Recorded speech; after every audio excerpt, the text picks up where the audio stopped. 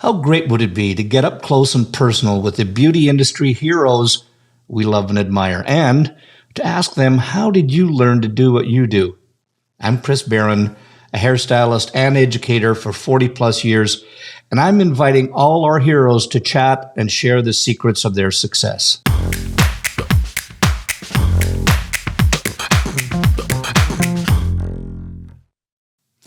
Talk about a triple hitter. I've had the distinct pleasure to have done individual podcasts with each of these powerhouse women. I've also found out that they were besties, so I thought it'd be fun to get them together and have a glass or two and have a wee chat. One is an Aussie who is an international hairstyling legend and a 5-time winner of the Hall of Fame Award. And the other is from the U.S. and affectionately called the Bali Lama and founder-owner of Sunlights. The third is a Brit who is a well-atop artist, an Intercoiffure Icon, Color Award, and NAHA Master Stylist Award winner. So stand by because I've got all three of them on one podcast. Be prepared to laugh, be intrigued, and inspired. I know you will be, because I certainly was. So let's get into this week's Headcases, and I've affectionately named them the three amigas, Sharon, Blain, Candy Shaw, and Sonya Dove. So, ladies, welcome to Headcases, and I have to just set this up with the people who are listening and watching right now, is that the whole premise of this, I've had the great opportunity to have a podcast with all three of these, and I believe it was Miss Candy Shaw that we were talking about this, and she mentioned that you guys are the best mates in the world, and we said that it would be the ideal, as if I just said it would be craziness if we didn't get all these three people talking at the same time.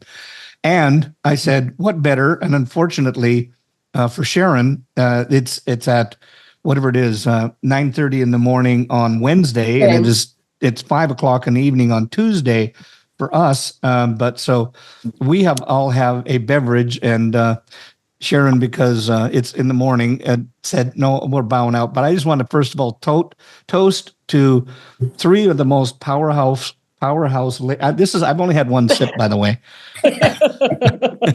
I just normally slur. So I just want to say we have powerhouse women of our industry and icons in our industry. And also we have ladies here that are also just in this new Legends by Mark Woolley. So I just want to propose a little toast here to everybody. Sharon, I mean, you can pretend, etc., but this is to you guys, and I'm super excited about having you on here. So a little toast. Mm. Cheers. Congratulations, Cheers. ladies. Yes. And so I just want to, first of all, I'm really excited about this, but I want to find out what drew you guys together? Like, how did you guys meet, and what made these three amigas, as I've kind of labeled you as? How did you guys meet? In education. Yep. Something we're all passionate about. Yeah. But what was the incident? I mean, yes, I know that because you guys are all powerhouses in education, but why? Like, what was it that you guys went? What was it? An event? Was there something you were at individually? How did you guys meet? Hook up in the sense of becoming best mates, and what was that about? Well, I met the two girls in boot camp. Yep. He handed us our, what's in our hands. Andy in New York and Sonya in LA. But I'll never forget when I taught Candy how to do a ponytail. She said to me, that's worth double the amount, and I'm waiting for the check. I got news, sister. It's not coming. I wait for it. So you met individually, right? So Sharon, you met each of them individually. How did the three of you get together then? Well, I think it was probably Intercoiffure, right? Yeah. I think it was. That was sort of the catalyst, but Sharon's exactly right. Sonya and I have always respected Sharon so much. She's the queen. We all know it. No one ever denies it. And I went and took her boot camp. Sonya took her boot camp, and we were fast friends ever since. Then Sharon came and taught in my academy here in Atlanta. And then, we were always in not always, but a lot of times in New York together with Intercoiffure. And that was a big one. And then I came to Australia to teach, and Sharon was there, and I watched her get yet another legendary award. My God, her mantle's probably falling off her fireplace right now from all of them. But anyway, I think it was just, love at first sight. We when you meet a powerhouse woman, especially an educator that is passionate about what they do, it's just easy to fall in love. Yeah. I think we just had that common thread, wasn't it? And I mean, yes. Connection through education, connection through like-mindedness. And I think we have the same belief and philosophies. And I think that's what drew us together. And it's just been a really lovely synchronized relationship ever since. When you say that synchronicity and philosophy, like what do you guys notice about each other? Like, what was it that you said, okay, that's the quality that I have in me or that I like, et cetera, that draws me to that person? Oh, hardworking. Yeah. Hardworking. These two ladies work so hard. They're not just waiting for things to happen. They're go-getters.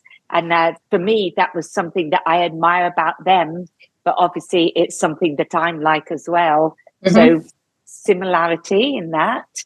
There's many. I mean, well, I think we never took ourselves so seriously that we weren't approachable. I think that was a big thing. We all really respected each other's lanes. Each other had a different philosophy, so there was never a competition. That was never like that. We just were, three broads that, just enjoyed laughing and were passionate of the industry.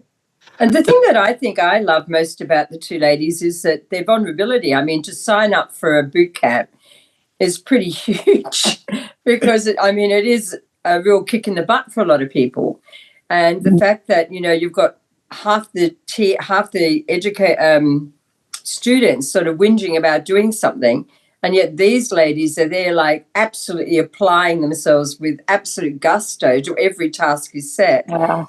Determined to be, to recreate what they have to recreate without whinging or complaining. And to me that, and the fact that they put themselves out there to attend education, even as, you are so respected with what you do, I think that's just an incredible thing as well. And I think we've always liked to, particularly those chats with glasses of wine at Candy's place, just constantly talking about the industry.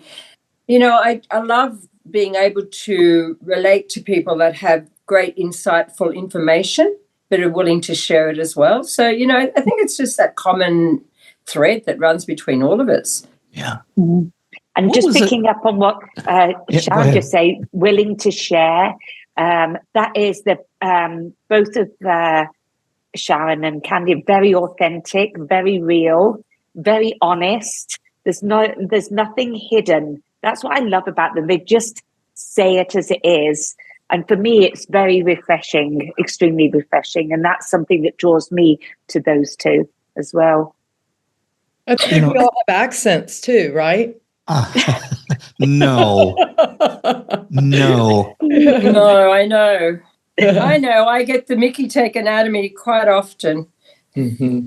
I remember the first time I met Sharon in New York. And I was so wowed by her, of course, who wouldn't be? And she had been hit by a car and someone had run over her foot. And she was literally on this boot, the ice machine, and she's teaching a class. I'm like, I can't even believe you're here, trying to do this. And all she kept talking about was her partner and her partner and her partner. And I was like, I did not know Sharon was gay. Remember Sharon? You reminded me. They're not your partner. Thanks. No, the point was it was just like you had your verbiage and our verbiage was different, and I didn't understand the word. And but when I met you, I just was so just in awe of a woman who just worked so hard and did not for 1 second rest, when she had a broken foot. she's out there, a broken ankle. She's out there just doing it as if she was super strong. And that was so inspiring to me. And then, look, I think that's how life is. I mean, when you're committed to something, and I was committed to that class, and I think I got clearance from the doctor just 1 week prior to leave, because otherwise I wouldn't have even got any insurance coverage because of the magnitude of the injury that I'd had. But I felt like I can't let these people down. And I think that's how you guys are as well. No matter how unwell you are or however you feel, you're not going to let anybody down if it's within your power. If it's up to you, it will happen. And that's whatever, we sign up for. And I think that's why we've continued, our success over the years, because we're not willing to let something let us down. We won't let ourselves down. I think that's probably more. Yeah. I can't remember who said it. I think it was Sonya that said that the other two ladies were go-getters. And I love that expression. And I recently read, I don't know if you guys have read the book. It's called Go-Getters and Go-Givers. Oh, and it's a really interesting, very short read. But what would you say? What would you ladies say about being a go-giver? What would you say about the other two people on the call here? First of all, what do you think it is about those other your other friends? So Sonya, like for Sharon or for Candy, what would you say that the go-giver part is about the other two ladies? There's a lot. There's a lot. This could take an hour. I'm glad we've got time. Yeah. Let me just pause you for a second, because I think that it might be a go-giver. Like a go-getter is somebody that goes out and gets things done, right? But a go-giver is somebody that they're constantly giving and they're constantly doing something for other people. And that's the difference between go-getter, where it's about, I got to do things for me, and a go-giver is about somebody that's going to do things for other people. What do you see in the other two people that really makes them and qualifies them as a go-giver? And anybody can start on that one. Well, I look at Candy. Candy is just phenomenal. I mean, the fact that she's 3-generational hairdresser, just the way she supports her team. Yes, there's some goals to be got by giving as well, and we all understand that.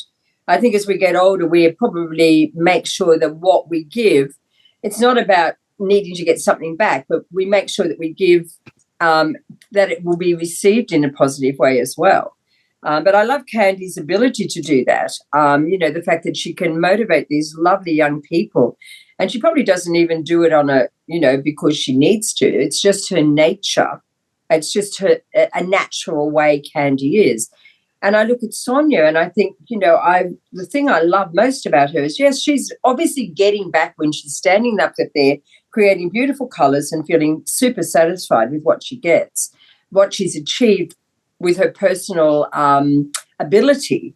But what that gives to everybody else is significant. Her ability to showcase some beautiful color work and, command a stage at this age, ahead of all those other people. I'm watching it on social media and I'm watching her on stage and I'm thinking, you're commanding this audience and age has not defined any of us. And I think that's something that's pretty unique as well. Agree. We all have our skills and we all know we're good at what we do, but it's how we impact this next generation, and we're doing that. And I think that's something that's, I'm internally proud of, and obviously you girls would be the same. Yeah, and maybe Chris, go-getters, when I said they're go-getters, maybe it's an old-fashioned phrase, but I mean the zest they have in life to just grab life and just do everything they can with it. They're very positive, very positive. They give a lot to the industry. So maybe it is more go-giving, because now you've opened me up to think maybe go-getters is not the right word. But both Sharon and Candy they could easily just not have to travel and stay at home and just do what they want to do in their own place.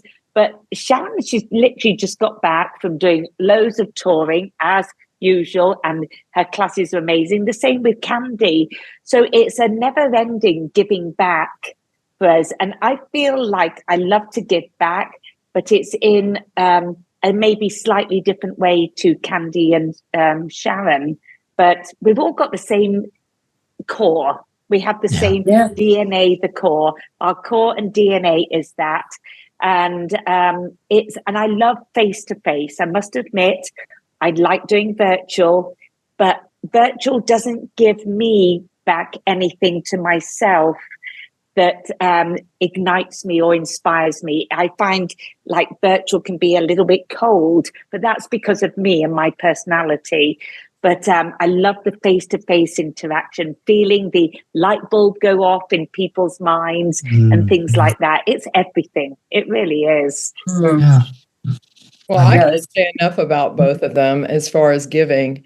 I mean, you've said a lot of it about how we give throughout the industry and how we give on stage or in the classroom. But I look at it from a friendship of what you give me is just hope. You know, you give me confidence. You give me the ability to believe in myself. You give me a reason to get up and to continue. You know, you need your own cheerleading squad. And I think, you know, as you rise to the top, so to speak, you know, we're all humble. Yes, we've been there, we've done that, we've got the t-shirt.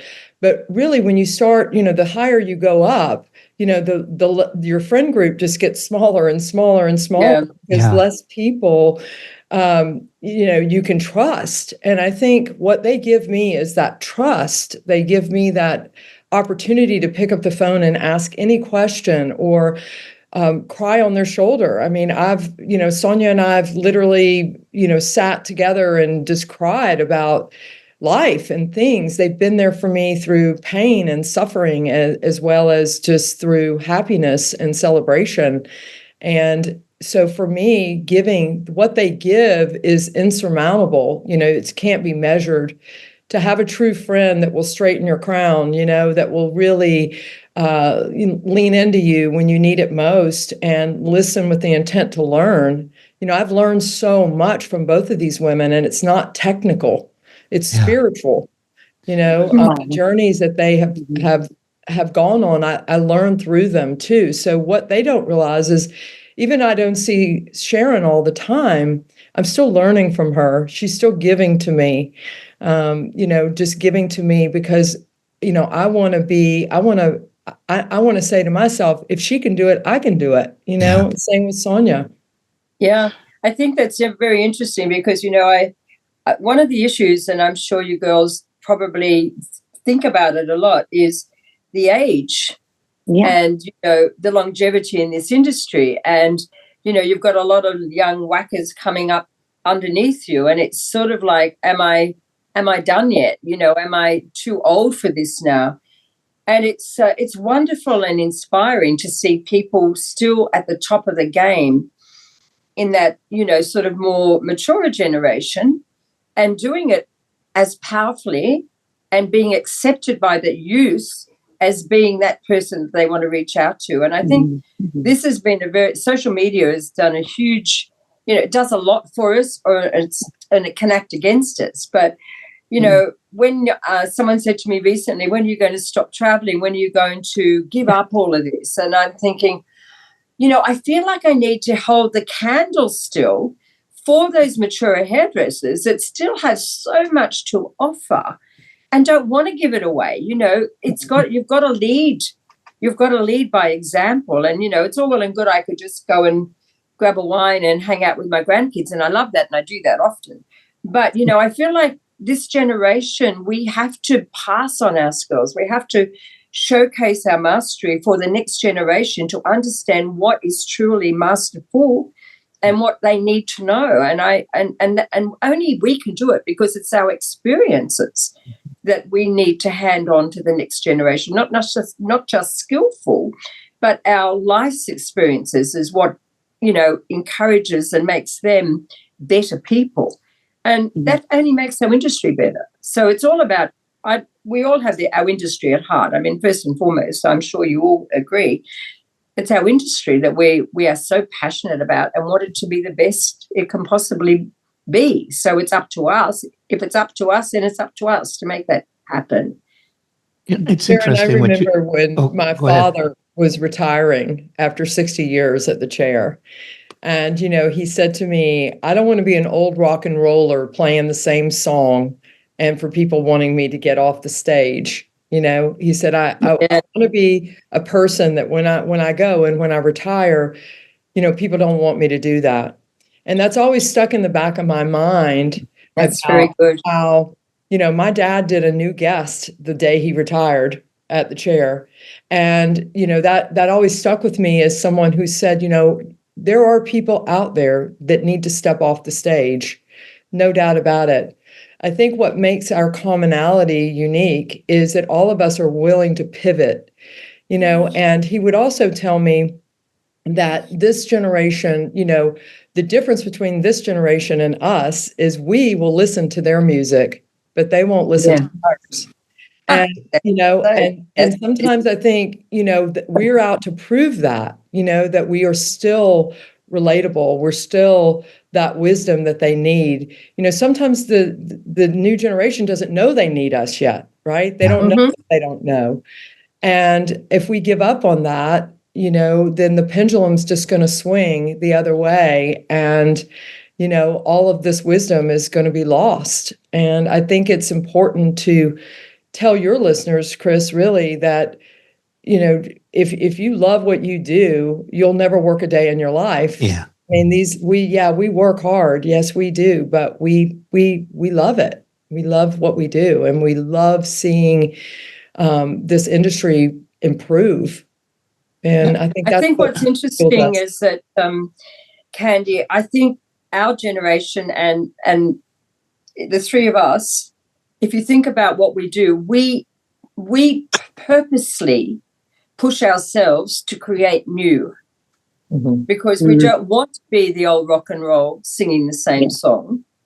We push ourselves, I think, harder than the new kids coming up the ladder, because they're quite satisfied with slapping a bit of paint on and curling their hair with a bit of a wave and a curtain bang.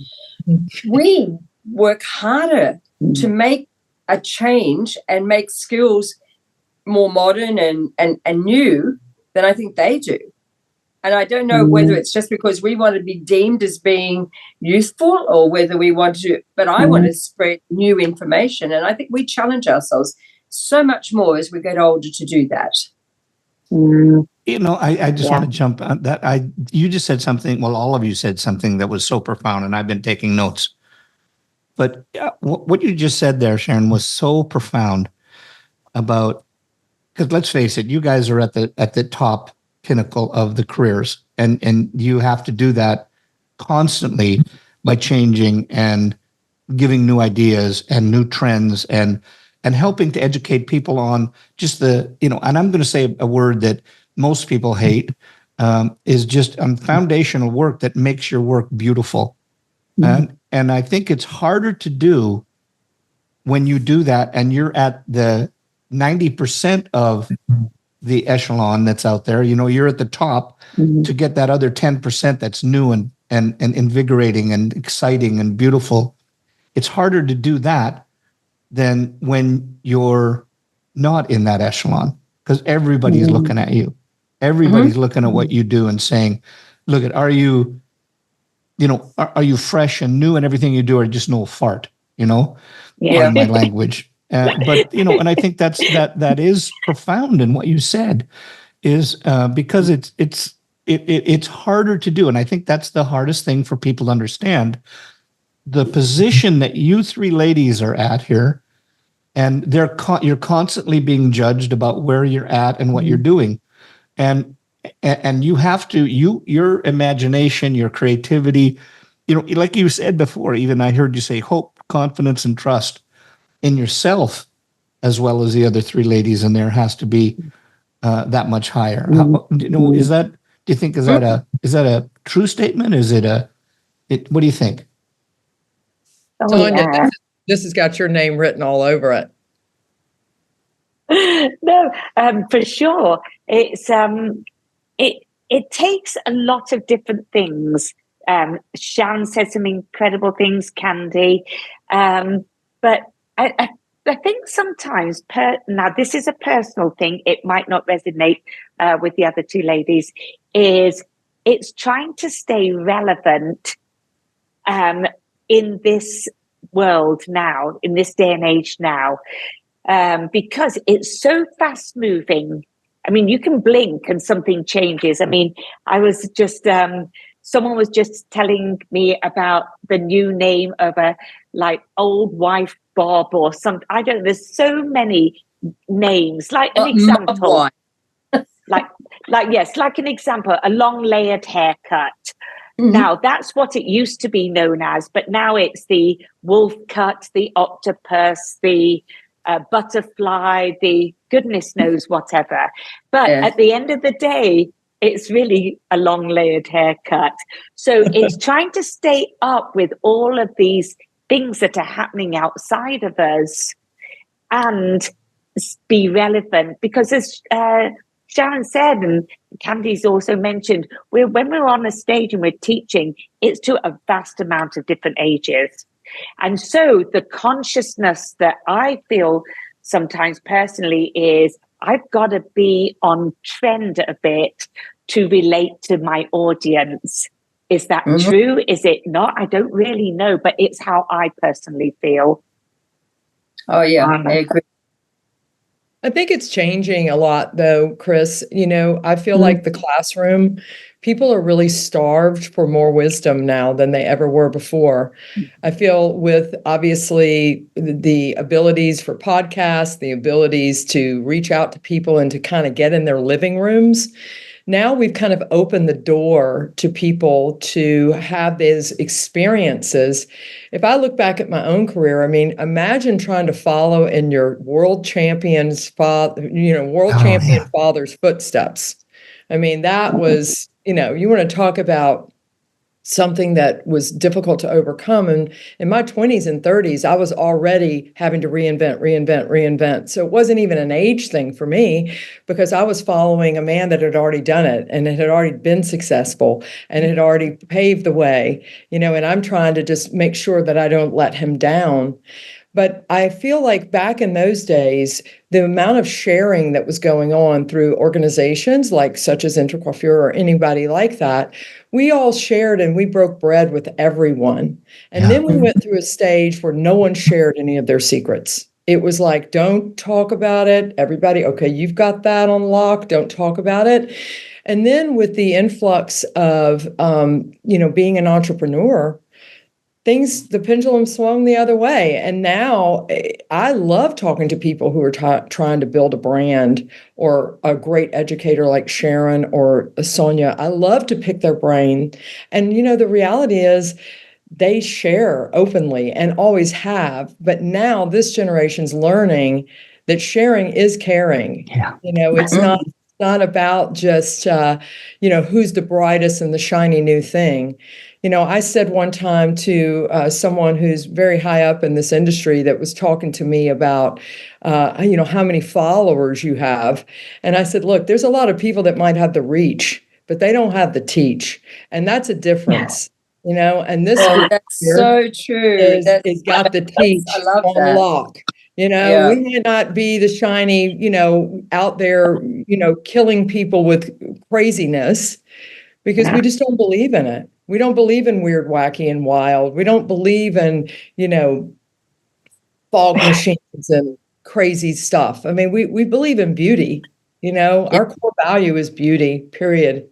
And I think now people are seeing that and they're realizing, wow, these are our mothers. These are our mothers that are out there that are really trying to share this information so we don't fall. Yeah. I think you're so true, and I think I think the pendulum's definitely swinging backwards, absolutely coming back to core foundational work. And I think a lot of people are a little bit done with the 3 million TikTok followers. I mean, can they do hair? this is, someone said to me recently, oh, I've got this event and this person that's going to be featured there, she has 3 million TikTok followers and they're going to be educating. And I'm thinking, and I said, well, but can they do hair? Because just because you have the followers doesn't mean to say you have the skills. Yeah. And that's where I think we're questioning the social media side of education very much now. And I really think the big companies are starting to think a little bit differently as well. I think when they recruited these type of people as now their ambassadors and let go of some of the stallions, educators in lieu of those people, I think they realized that, maybe now that's not probably what they needed to do. Agreed. Absolutely they let go of agree. these great stallions, and now they're just riding a bunch of donkeys. And it's just Candy, I love you. Yeah. I mean, it was going to come out, girls. I mean, I can only sit on my head for so long. I think we're all singing from the same songbook, girlfriend. Yeah. No, it's the truth. This episode is sponsored by the Salon Associate Accelerator from trainersplaybook.com. Are you struggling with the time and cost of associate training? Do you feel like your salon is running you? We'll get your associates on the floor, all with 90% less time from you, so you can get back to building your business. Get them world-class design, finishing, color, and client care skills they'll use every day for the rest of their career, while you focus on realizing your vision. Go to trainersplaybook.com and get the Salon Associate Accelerator. And now, back to the show.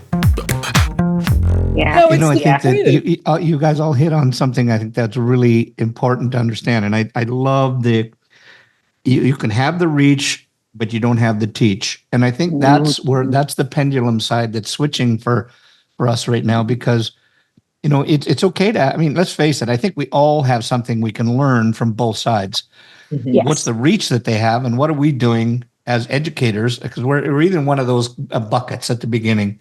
You've got a reach, and then that draws the crowd, but then can you teach when you're there? And I think that's exactly what you were saying, Sharon, is that if you got the reach, but you don't have the teach, and then you get together, they'll go, okay, good, flash in the pan. But what can we learn from the people that have the reach and can teach?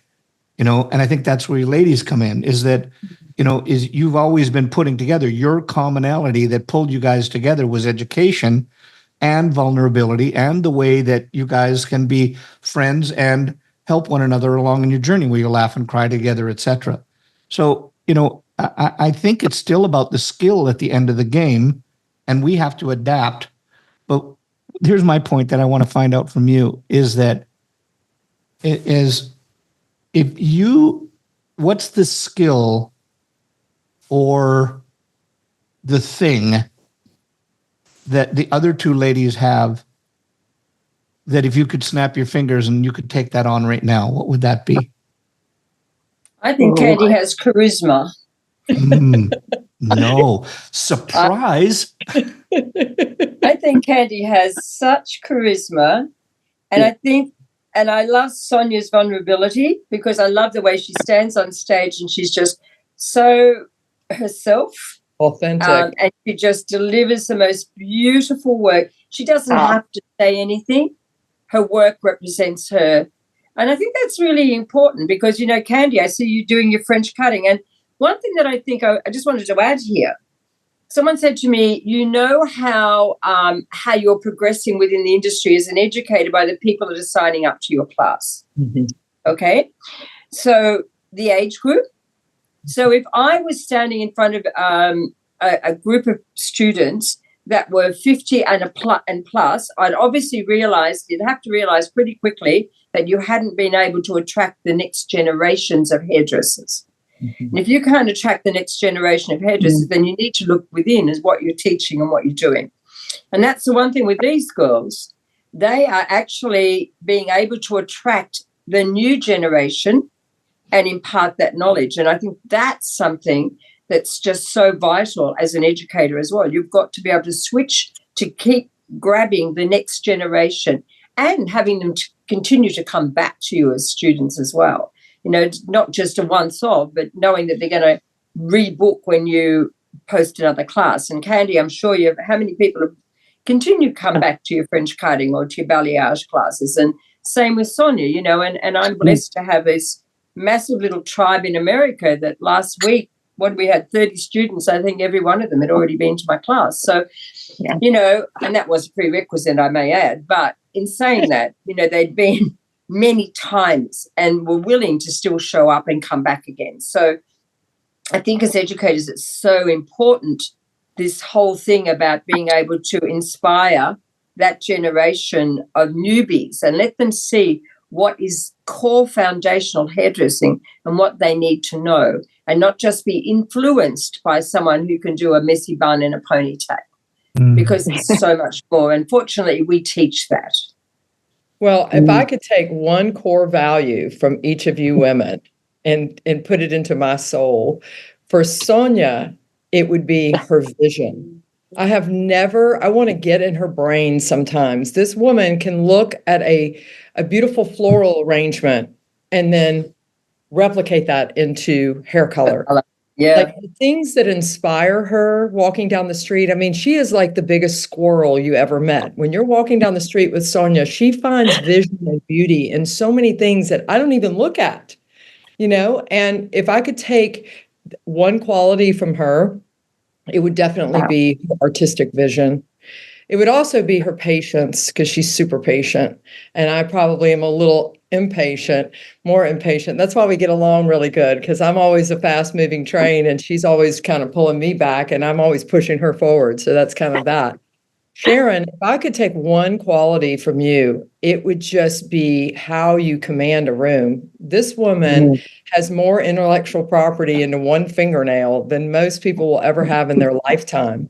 The way that she simplifies how to get from A to Z in our industry, and she owns the hairdressing category. There is nobody in her league. She owns the hairdressing category without question. And I always am inspired by Sharon, because I can look at some of your old work, like that's dated, meaning dated in years, not dated in look. And it can look as current today as it did when you did it 45 years ago. Yeah. And really what inspires me, or a quality that I would take from Sharon, is she not only shares her knowledge so openly, she always goes back to fundamental core good hairdressing. She never is sloppy. She just doesn't let anybody get better than her. And that's like, I love that about you, Sharon. No one can get better than you. They all try. That's not my intention. I want everyone to be better than me. Yeah. But thank you, Candy, because I want them to be great. That's why I do it. I want them to be more empowered and more mindful and skillful. That's what we do it for anyhow, isn't it? Yeah. No, it's true about Sharon, is Sharon's skill set for when you say the word hairdressing, and it really is tagging on a little bit about what Candy said. That hairdressing, Sharon owns it. She is, the way she teaches her classes. When I went to the class, the boot camp, it was unbelievable. It was what I dreamt of learning when I was younger, but there was no one to really help me, or there was no one to go to. And she's just got such an amazing reputation for her avant-garde work, the dressing, the skill set. But what really shocked me the most was when you saw the end result of what Sharon was creating, the simplicity of how she got to that was unbelievable. I thought it would be way more complicated. And actually, it was just the fundamental basics.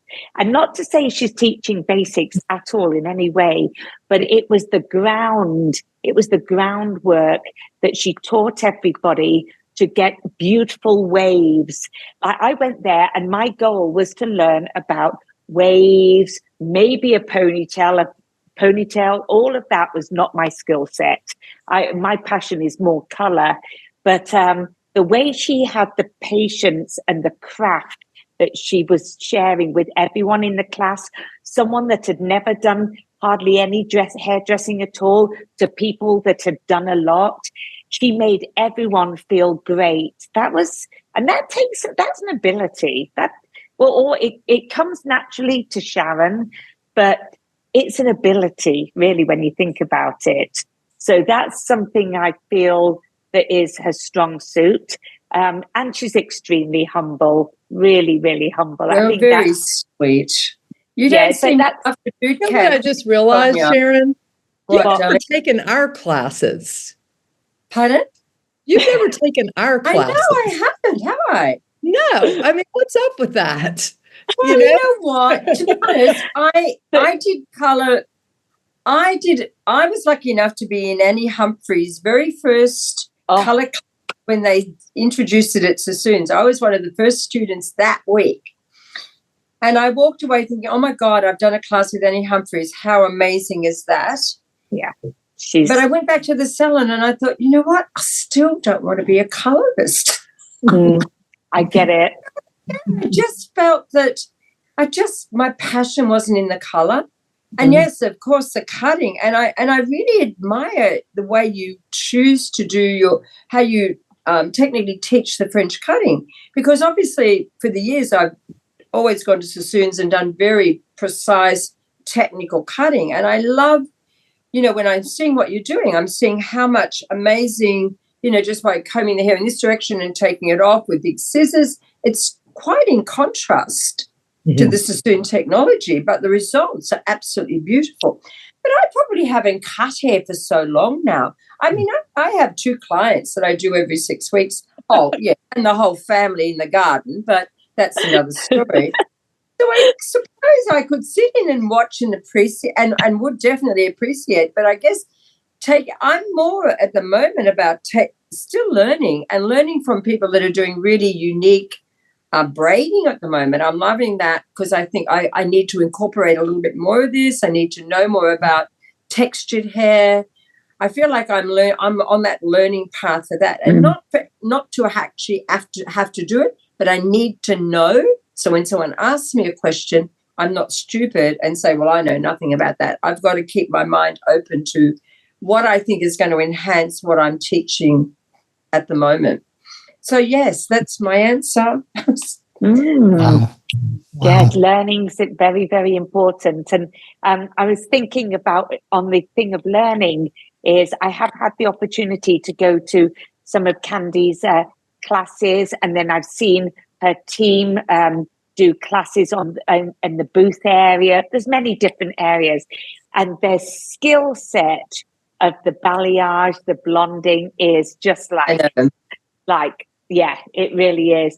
And then I go home and I try it, and I look at it and I think, that's not like Candy's. I'm going to just go and foil. That's how I... Well, stick in your lane, girl, and do it well. That's what I say. Yeah, 100%.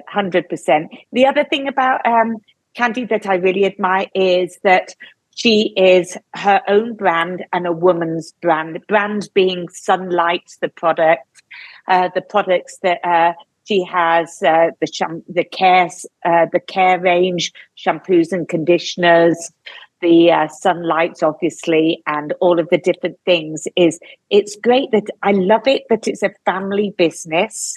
Because family businesses are cool. I'd love to have had a family business, but there's only me. But I love that when I see her work with her husband and then her son and his wife. It's really the way they all work together to create their dream is very, very inspiring. Phenomenal. Very inspiring. Very impressive. Very impressive team. Well, you're part of that family. Both of you ladies are. Oh, you're sweet. I'm on my way in a plane. The thing that I want to bring out here is that, and part of the reason why I wanted to start this podcast is that I think that this is going to sound wrong, people in our industry that get forgotten because we're not honoring the people that came before us. And whether you're a Vidal Sassoon or, one of these three remarkable ladies, is at some point, our industry moves so fast. Sometimes we forget where the techniques came from and where all the greatness came from before us. Mm-hmm. And the reason I'm bringing that up is because one of the greats that I always used to watch, and we didn't have a watch. We didn't, nobody was sending out videos, but I would watch Modern Salon every month. And Candy, your dad, when I was a young pup, just growing up, your dad was in there all the time. Mm-hmm. So in my mind, he was always like, that's one before I knew Trevor, and I don't know, I did podcasts with Trevor, but I would say Trevor Sorby and I are like this. This is me. But, and for those of you, I'm holding up two fingers, my thumb is me on the way in the outside. But, it's like, your dad did so many great things. And the reason why I'm going back to that is I don't want people watching and listening, you can hear that name and you're talking about your dad and everything that he did in our industry and why you looked up to him and why you had that shadow to follow. But I'm afraid that some of these greats that we have in our industry are going to get lost. And I think I'm going to encourage everybody to go out there. And if you're listening to this and watching it, just type in Jamison Shaw. Take a look at what he did. Take a look at the world championships that he was in. How he helped other people and he helped to train other people. Yes. So I think that's what are the people that you guys feel that there's afraid that we might lose, or there's people that inspired you along the way, and you just went, oh my God, because of the fast pace that we have, we might lose out on some of these people that really made a huge difference in our industry. Funny thing is, my husband teaches a class in beauty school about how to get and keep your first job out of school, like how to make great decisions. He's an attorney. He works within our business, but he gets up and he talks about the business part of what we do. But part of his shtick is honoring the past and looking at, and he will go through this slideshow and he will pull up a picture of like Horst Reckelbacher. Yeah. He's at an Aveda school and they don't even know who he is. Yeah. It's like he's working hard and diligently to re-educate this youth of your forefathers and foremothers who have paved the way. Yeah. Mm-hmm. And there's so many, like I think about, like one that comes to my mind right off the bat would be Martin Parsons. Oh. I used to have dinner with him over the phone and FaceTime because he was painfully shy. On the stage, he was a dynamo. He was just a tiger. He was unbelievable. But when he had very little contact with people. And I did one time I did a photo shoot with Martin because I called him and I was known as the lady in yellow. That's how he knew me, from the show floor. And I called him up and I said, Martin, I know you remember me. I met you at this show. I just admire you so, so much. If I put everything together, the photographer, the dresses, the models, I colored the hair, I got everything done, I got the studio, would you come from Canada and just do a photo shoot with me? Because I want to learn from you. I just want to see you in action. I was so inspired by him. And this is probably, 12, 13 years ago that we did this collaboration together. And we didn't even know each other. And I just had the guts to just kind of reach out to somebody that I admired, because Martin was the Sharon of Australia in America, along with Anne Bray, right?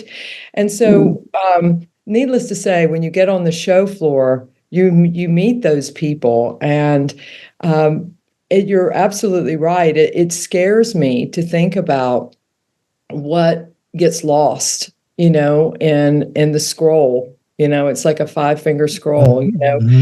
3 to 4 or 5 scrolls later, you're not even in the feed anymore. Yeah, exactly. Well, I must say, I think I always talk about Anne Bray. Mm-hmm. Because if it wasn't for Anne, I personally don't think my skill set would be anywhere near it is today. Yeah. Because Anne, to me, was, the one person that helped me learn about competition hairdressing. And, that's when I started to compete. But the skill set that she teaches is still very much part of my DNA today. And yet, mention Anne Bray, and there's only a handful of people know who Anne Bray is. It's the same with Leo Passage and, even Vidal. Yeah. I know the brand's still going, but I would hazard to suggest that if you ask people under 10 years in this industry who Vidal Sassoon is, I think a lot of them would not know. So keeping those icons alive, I'm not sure how one does it, but I think it's super important for people to know what the heritage of our industry is all about and who were those that set the pace and paved the way for excellence along the way. And Chris, I gotta really, give you a shout out for trying to collaborate with all of these people and really document this. It's like the documentary of the hair industry.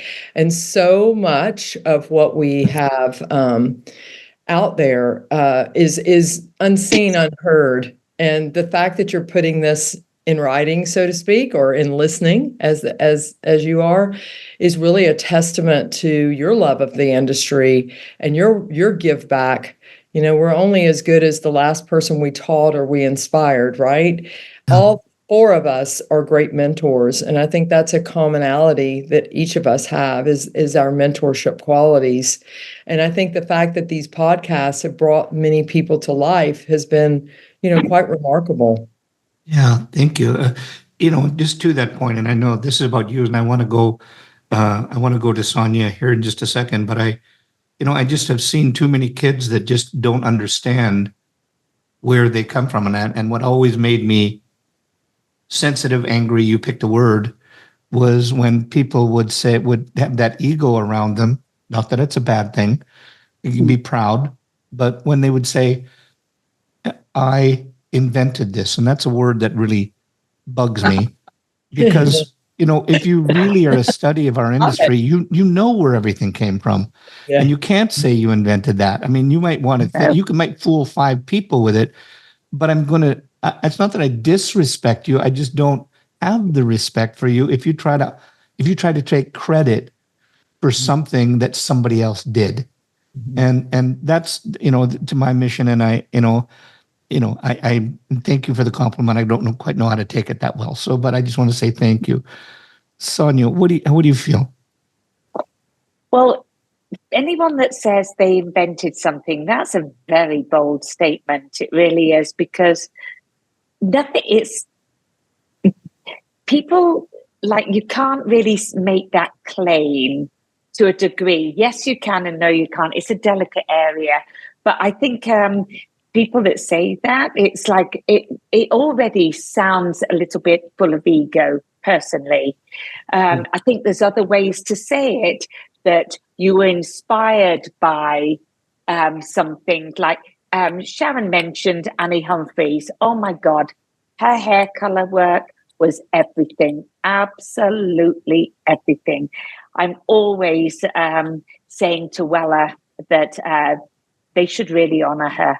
They really, really should, because she was everything for color. I remember seeing her for many, many years. She was incredible. But if I did something, I would always refer back to Annie. She did it this way. I'm doing it this way. But I think inventing something is not always what people want to say. It's the words. I think it's a little bit harsh to say something like that. So I think something that I admire about Candy and Sharon is when they speak with authenticity without putting something else down. We're always very conscious of speaking in the right way, because words are words. Once it comes out of here, it comes out of here. And I hate to bring this up, but it is something that really upsets me when sometimes I see hairdressers in an audience on a stage, and they're they're dropping the F word, they're cussing. It's not really adding to the technique that's being shown. It's really not. It doesn't make it any better. It doesn't make it any worse. It's just it is. So I think we have to be really thinking about what we say, because words are power.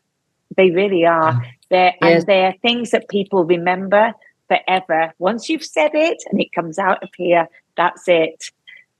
So it's sort of a loose thing to answering what you were saying, Chris. But there's no wrong or right. In the world of social media, we've got social media. Take us back 40 years ago, 30 years ago, we didn't have social media. All we had was face-to-face education. Now the world's expanded and we've got social media education and face-to-face. Maybe we're going to have social media face-to-face and we're going to have AI education. Who knows? Who knows? We don't know.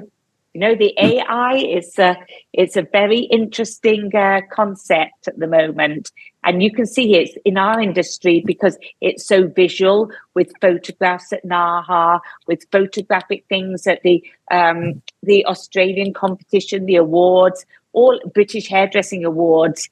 It's now starting. There's this third thing that's coming in, AI. So it's going to get wider and wider. We've just got to stay in our lane, maybe, and just be true to our own gift and our own love and passion, really. Yeah, I agree, Sonya. I absolutely agree. My mother used to say in the South, be careful that your words are sweet, because you never know when you're going to have to eat them. God, your mom. You Southerners have some great sayings, don't you? Yes, we do. But that I always remembered that, because the tongue is a knife, you know, and you have to be really careful. It could be one or the other, can't it?